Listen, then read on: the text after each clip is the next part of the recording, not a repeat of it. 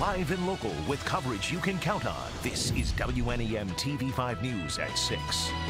A snowy morning turns disastrous on the water after a pair of snowmobilers fall through the ice. The two struggled in the frigid water for nearly 2 hours until rescuers could finally get to them. Their condition unclear at this hour, but obviously almost 2 hours in freezing water would suggest they're in pretty bad shape. It wasn't just the Coast Guard that responded to help those men this morning. TV5's Meg McLeod talked to a fisherman who went above and beyond to also help.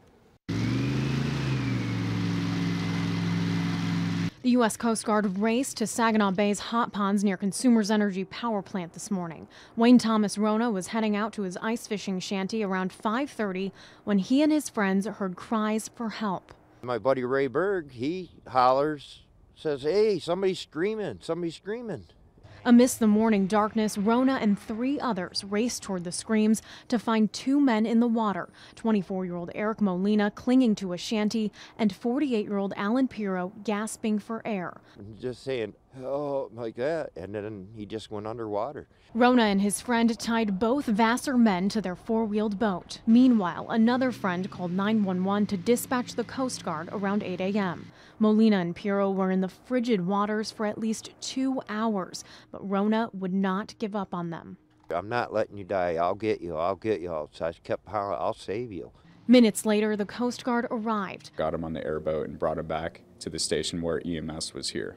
By the time they arrived, Molina was conscious but unable to move. His uncle, however, was unconscious.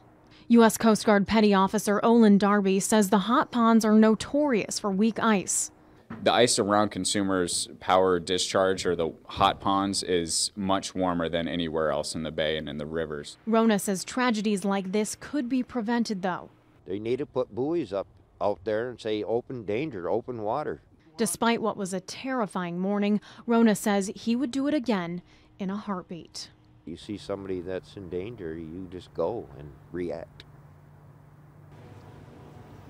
The Coast Guard says if you do fall in icy waters, you have just 1 minute to gain composure, 10 minutes to keep functioning and figure out how to get out of the ice water, and 1 hour of sustainable consciousness while in that water. Reporting live in Saginaw, Meg McLeod, WNEM TV5. All right, Meg, keep us posted. Now, unfortunately, these types of accidents are not that uncommon this time of year.